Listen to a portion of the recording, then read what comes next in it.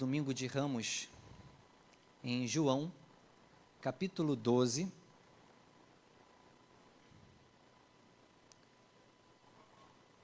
Faremos essa leitura de forma alternada, do verso 12 até o verso 18.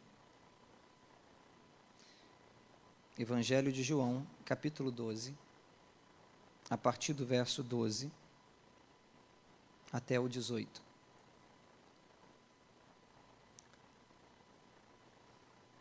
Leitura de forma alternada, diz assim a palavra do Senhor. No dia seguinte, a numerosa multidão que tinha vindo à festa, tendo ouvido que Jesus estava a caminho de Jerusalém, a igreja?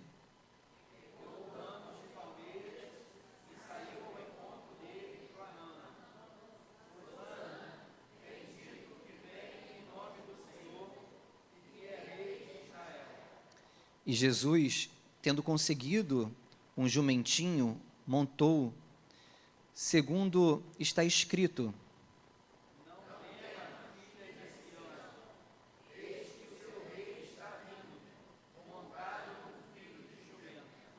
Seus discípulos, a princípio, não compreenderam isso, mas quando Jesus foi glorificado, então eles se lembraram de que essas coisas estavam escritas a respeito dele e também de que tinha feito isso com ele.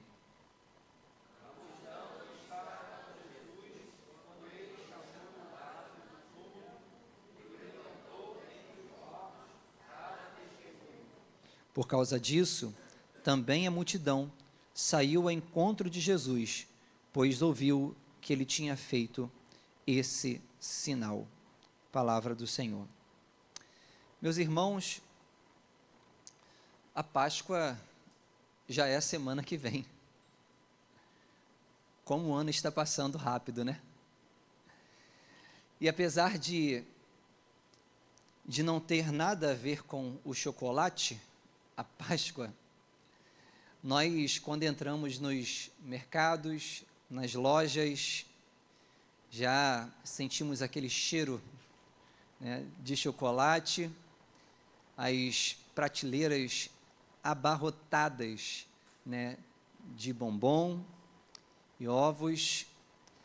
Isso já é um indicador, pelo menos na nossa sociedade, né, que a Páscoa já está chegando. Mas também nós temos outros indicadores que nos remete à data magna do cristianismo.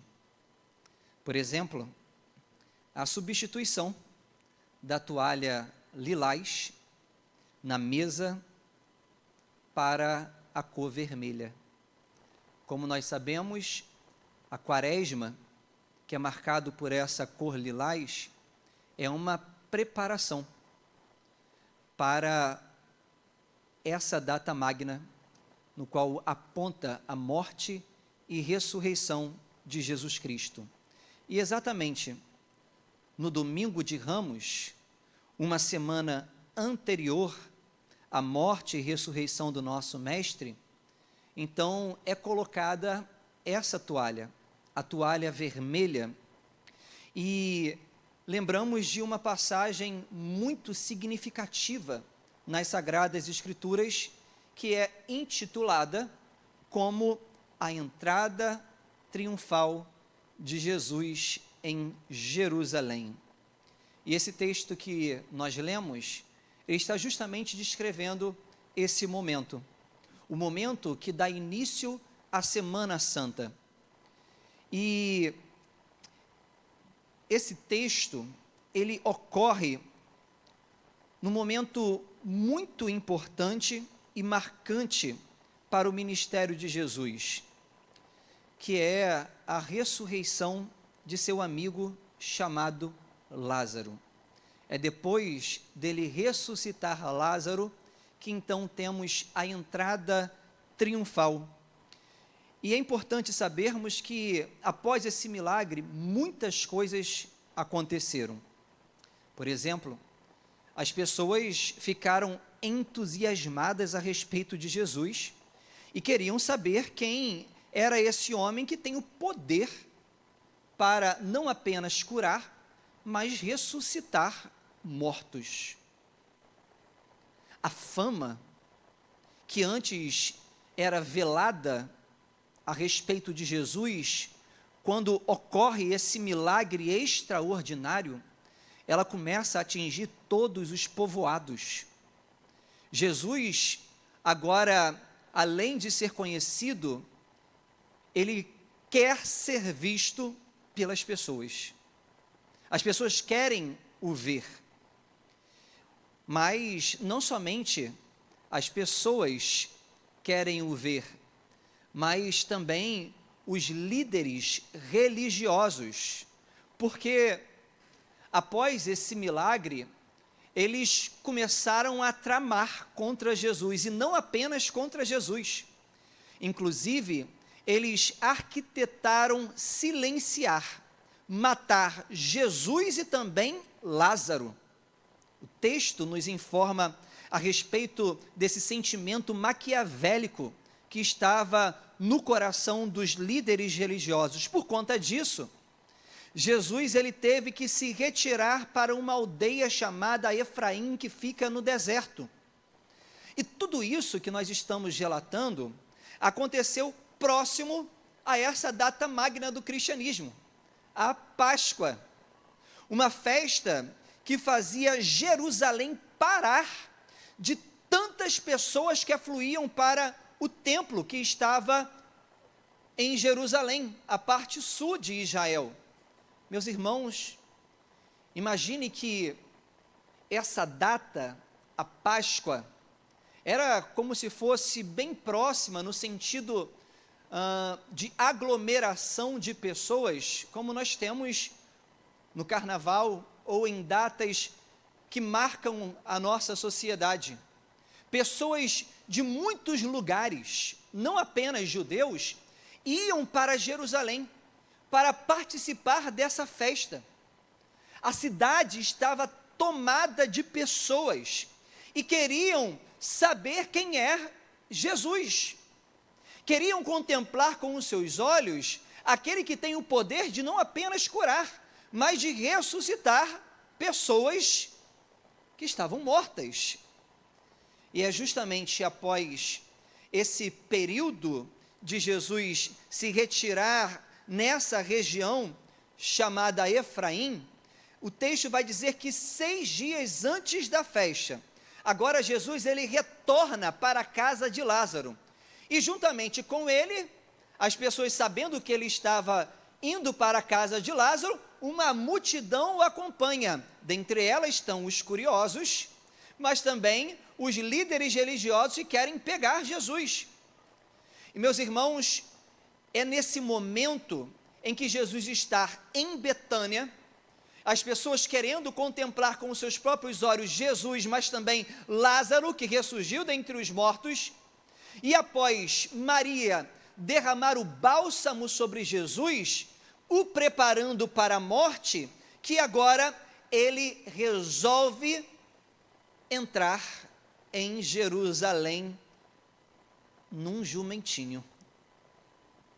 Percebam que o texto que nos apresenta nessa noite, ele fala que uma numerosa multidão tinha vindo à festa, tendo ouvido que Jesus estava a caminho de Jerusalém. No verso 13 diz que eles pegaram ramos de palmeira e saiu ao encontro dele clamando: Hosana, bendito que vem em nome do Senhor, que é rei de Israel. Existia uma expectativa muito grande para esse momento.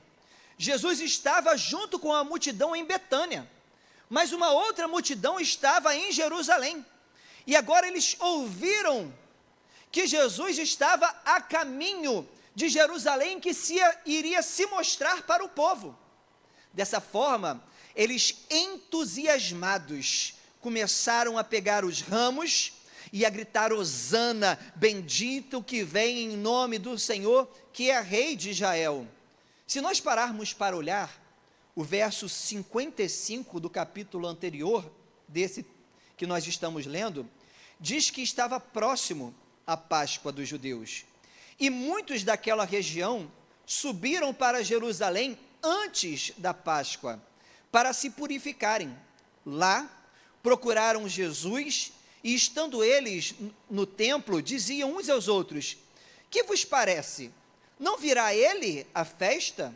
Ora, os principais sacerdotes e os fariseus tinham dado ordem para, se alguém soubesse onde ele estava, denunciá-lo a fim de o prendê-lo. Então nós estamos lidando aqui com duas multidões.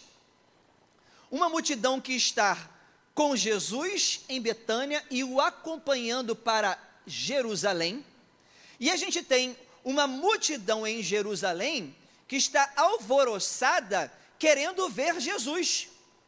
Junto a essa multidão tem os fariseus que querem saber aonde ele está. Meus irmãos, é dentro dessa expectativa e desse alvoroço que agora Jesus ele vai entrar em Jerusalém. E essas duas multidões, elas vão se chocar. Uma que está acompanhando Jesus e a outra que está aguardando. E nesse exato momento, imagine esse povo alvoroçado, com a expectativa de ver Jesus, sabendo que aquele que cura e que ressuscita mortos está a caminho. Jesus agora, ele entra no jumentinho e as pessoas começam a gritar. Eu imagino que as casas deveriam estremecer pelo tamanho som daquela multidão, dizendo: Hosana, Hosana, bendito é o que vem em nome do Senhor, que é Rei de Israel. E é importante sabermos que a palmeira, ela era um símbolo de justiça e do vigor espiritual dos filhos de Deus, mas sacudir os seus ramos era um sinal de regozijo e triunfo. Corroborando com esse pensamento, vejam que além de eles sacudir os ramos, eles estavam gritando Hosana, e esse grito Hosana significa salva-nos agora. Esse era o grito, o clamor daquele povo. A multidão tinha uma expectativa sobre Jesus, e por isso eles estavam gritando, salva-nos agora. A pergunta é, qual expectativa que a multidão ela tem em relação a Jesus? William Hendrickson, ele faz uma comparação muito interessante para esse júbilo e entusiasmo tumultuado da multidão. Ele aponta duas razões. Primeiro, a Páscoa estava próxima, em comemoração da libertação da escravidão no Egito. E nessas ocasiões, a libertação do jugo estrangeiro era sempre um dos temas principais da conversação. Segunda razão, para libertar os judeus da dominação romana, havia necessidade de um libertador poderoso. Jesus já havia demonstrado o seu poder extraordinário, especialmente ao ressuscitar Lázaro dentre os mortos. Então parece que, por fim, o antigo sonho de restabelecimento da dinastia davídica alcançaria o cumprimento. E aí nós percebemos o que de fato está no coração daquela multidão que está gritando, salva-nos agora. A expectativa deles era o restabelecimento da dinastia davídica. Aquele povo estava sendo subjugado pelo Império Romano, pagavam impostos abusivos, eles queriam viver uma libertação, só que eles precisavam de uma liderança para isso, ele precisava de um rei para isso, e eles estão vendo em Jesus alguém que faz milagres, e alguém que ressuscita os mortos. Quem seria melhor para liderar uma revolução? Quem seria melhor para liderar um povo que quer estabelecer justiça e quer guerrear e quer levantar a sua espada e matar todos os seus inimigos? Quem seria melhor para liderar um povo que vai participar de uma guerra e caso algum dos seus soldados viesse a morrer, ele poderia facilmente dizer: levanta-te, e logo ele iria ressuscitar e compor novamente o seu exército. Essa é a expectativa que está no coração daquele povo. O vislumbre da libertação romana, meus irmãos, é o que estava assediando o coração deles. E por isso, quando eles olham para as beiradas das ruas, né, que tem ramos, árvores plantadas até chegar a Jerusalém, eles então pegavam aqueles feixes, que normalmente era comemorado na festa dos tabernáculos, onde eles montavam cabanas feitas de palmeiras e oliveira nas ruas e ficavam ali durante 7 dias, celebrando o período que o povo de Israel ficou no deserto. Eles agora utilizam-se dessa comemoração da festa dos tabernáculos na festa da Páscoa. Pegam os ramos, que é símbolo de alegria e triunfo, e começa a sacudir, mas porque ele está olhando um líder, está olhando alguém que pode trazer triunfo para eles diante do Império Romano. Meus irmãos, mas veja que quando nós olhamos para o texto vai dizer, no verso 14, e Jesus, tendo conseguido um jumentinho, montou, segundo está escrito: não tema, filha de Sião, eis que o seu rei está vindo, montado num jumentinho. O jumentinho na Bíblia é comumente associado a uma campanha de paz, não a uma campanha de guerra. Naquele momento do alvoroço, não adiantava Jesus falar, mas visualmente ele queria que aquele povo entendesse qual era a missão de Jesus, dentro daquele contexto. É claro que uma campanha militar, ela é marcada pelo cavalo branco. O rei, quando ele entrava de forma triunfante, ele então estava assentado não no jumentinho, mas num cavalo imponente branco. Mas Jesus, contrariando essa perspectiva que estava interiorizada no coração daquele povo, ele entra num jumentinho. Embora o povo quisesse guerra e um líder militar, Jesus se apresenta como um servo sofredor e humilde que caminha para a cruz.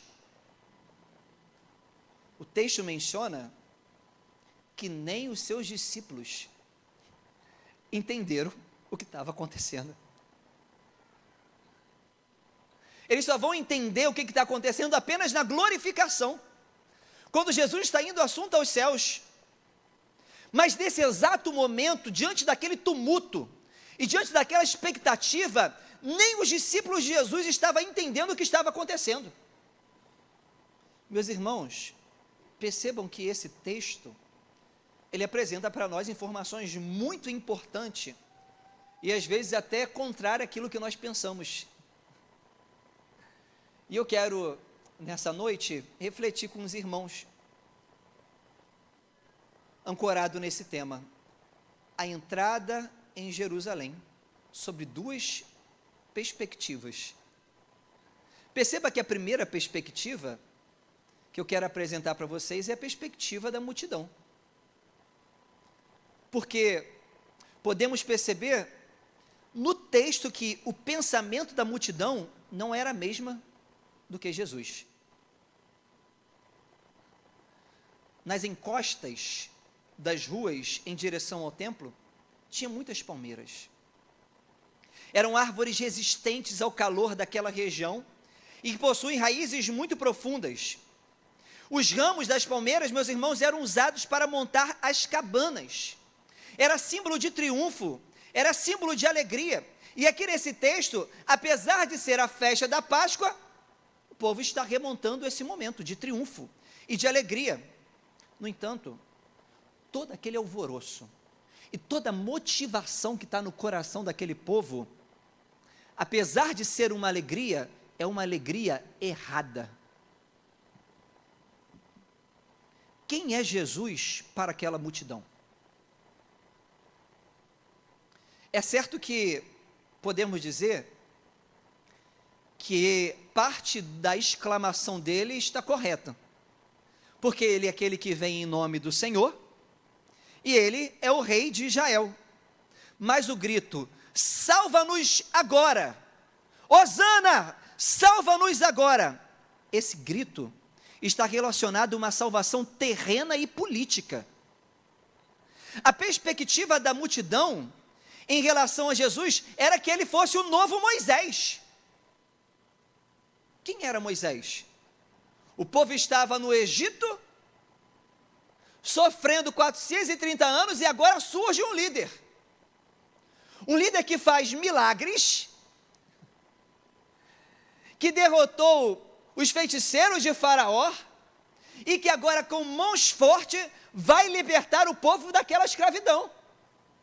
Quando eles olham Jesus fazendo mesmo milagres, e milagres ainda maiores, eles começam a gritar, salva-nos, esse é o nosso Moisés.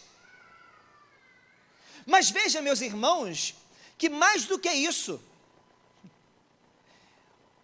o povo também tinha perspectiva em Jesus como ele sendo o Davi. Quem era Davi? Davi era o rei militar. Foi o próprio Deus que falou, você não vai construir o templo não, deixa para o seu filho, porque você é um homem de mãos sanguinárias, você é um homem de guerra. E aí, essa perspectiva também estava no coração daquele povo, porque foi Davi quem trouxe a maior prosperidade sobre o reinado de Israel, e também paz sobre aquele reinado. Imagina aquele povo. Estou vendo a junção aqui em Jesus, de Moisés e de Davi. Alguém que vai me libertar da escravidão com grande poder e milagre, e alguém que vai consolidar a glória novamente de Israel. Não vamos estar mais subjugados ao Império Romano. Meus irmãos,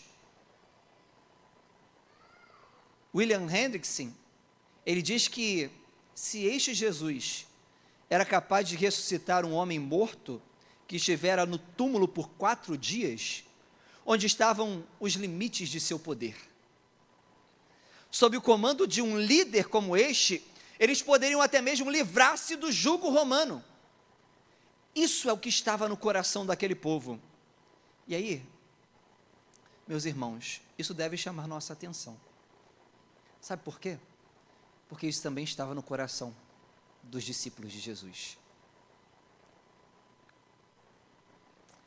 Por vezes,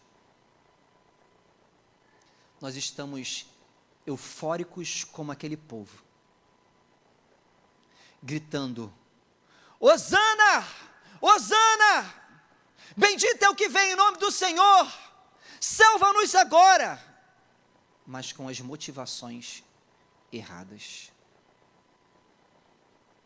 Fazemos isso quando estamos presos demasiadamente nesse mundo, nas coisas passageiras, nas vitórias terrenas, nas posições de destaques, e usamos o nome de Jesus para subsidiar motivações egocêntricas do nosso coração.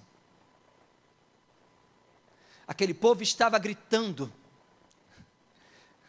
estava dizendo, bendito é o que vem em nome do Senhor, estava glorificando, exaltando, pulando, falando, mas a motivação era errada.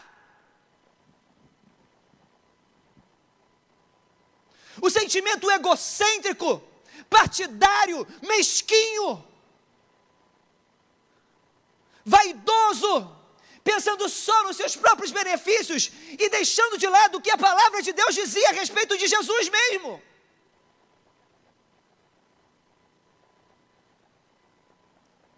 Por vezes estamos assim.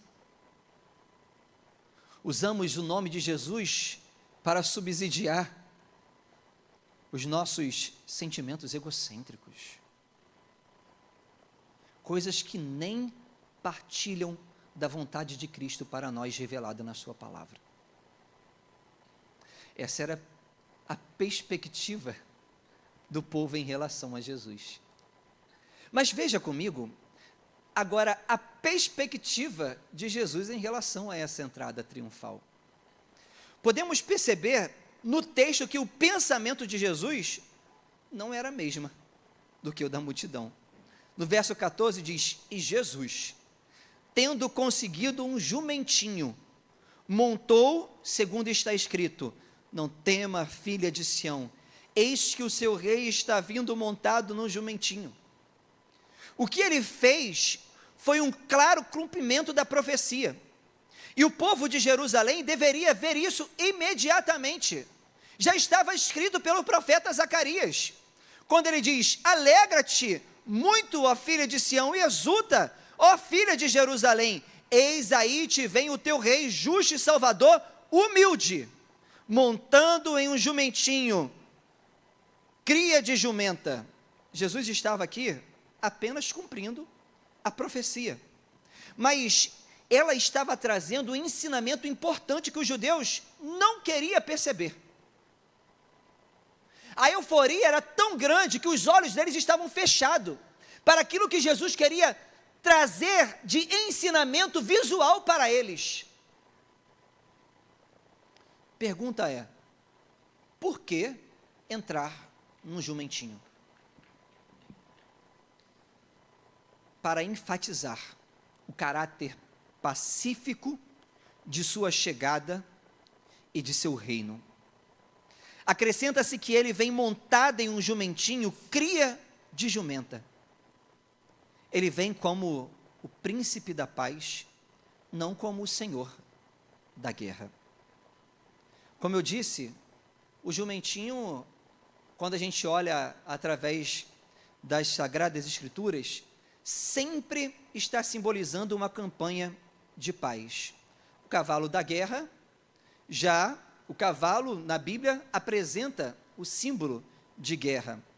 E perceba, meus irmãos, que o próprio Zacarias, ele disse a respeito do caráter da missão de Jesus. No capítulo 13, verso 1, ele diz: naquele dia haverá uma fonte aberta para a casa de Davi e para os habitantes de Jerusalém, para remover o pecado e a impureza. Jesus não estava objetivamente querendo travar guerra e libertar o povo da opressão romana. Jesus estava querendo libertar o povo da opressão do pecado. E aí,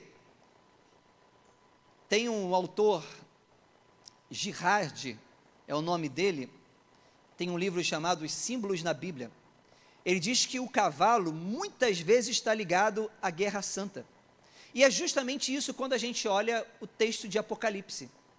Porque o texto de Apocalipse vai falar sobre Jesus, mas agora o Jesus vindo para guerrear. E aí quando apresenta Jesus vindo para guerrear em Apocalipse, ele apresenta Jesus num cavalo branco. Ele diz lá em Apocalipse 19, no verso 11 ao 21, vamos ler todos juntos? Apocalipse 19, versos 11 ao 21, diz assim: vi o céu aberto, e eis um cavalo branco. O seu cavaleiro se chama Fiel e Verdadeiro, e julga e peleja com justiça. Os seus olhos são como chama de fogo. Na sua cabeça há muitos diademas. Tem um nome escrito que ninguém conhece senão ele mesmo. Está vestido com um manto tinto de sangue, e o seu nome se chama o Verbo de Deus. E seguiam-nos os exércitos que há no céu, montando cavalos brancos, com vestiduras de linho finíssimo, branco e puro. Sai da sua boca uma espada afiada, para com ela ferir as nações. E ele mesmo as regerá com cetro de ferro, e pessoalmente pisa o lagar do vinho do furor da ira do Deus Todo-Poderoso. Tem o seu manto e na sua coxa um nome escrito: Rei dos Reis e Senhor dos Senhores.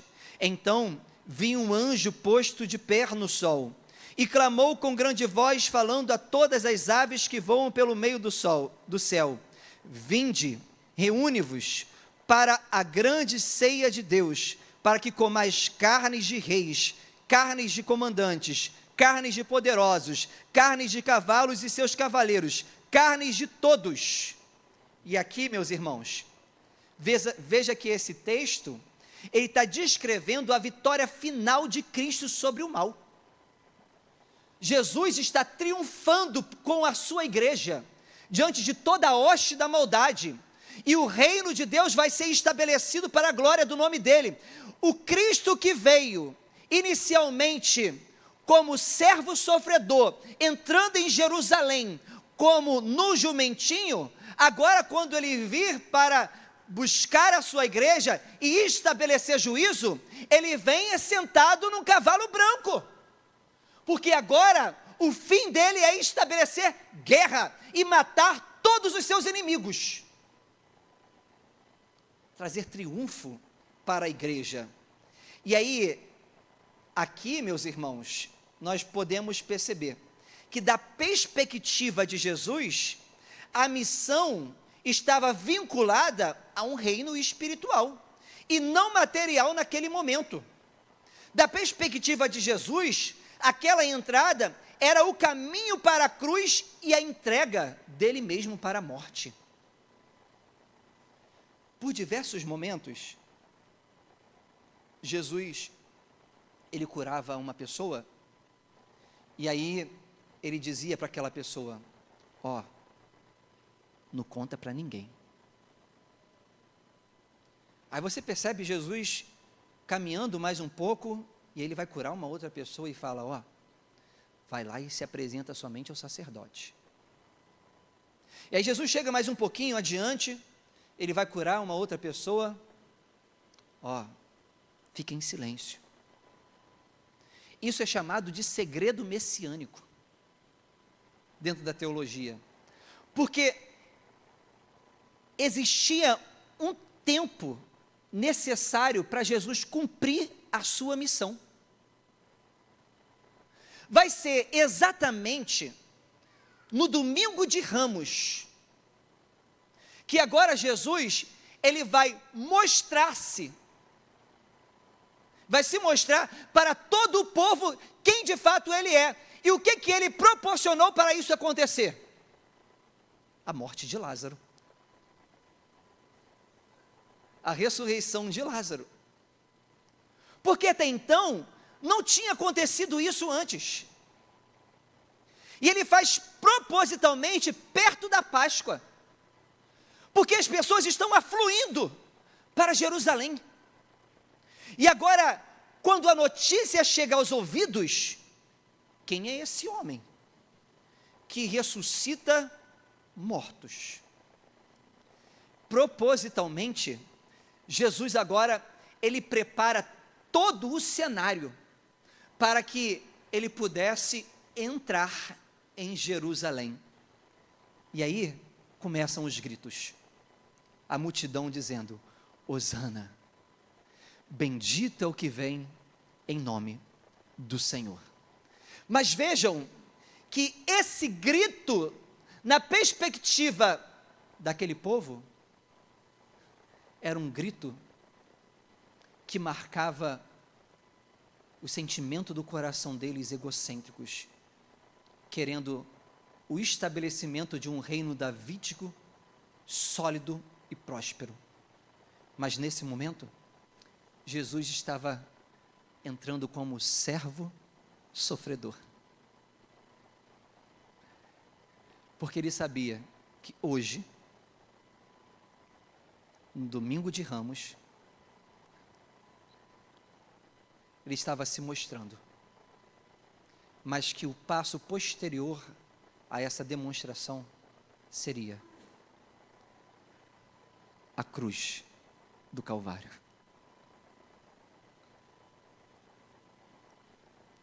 Para aquele povo, é uma entrada triunfal, mas para a perspectiva de Jesus, é uma entrada para a morte.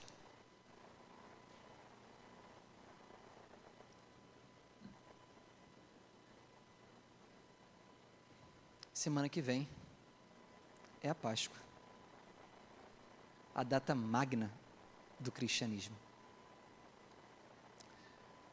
Mas, apesar de o título ser Entrada Triunfal, meus irmãos, aquilo que estava para acontecer uma semana depois seria triunfal, porque ele venceria a própria morte.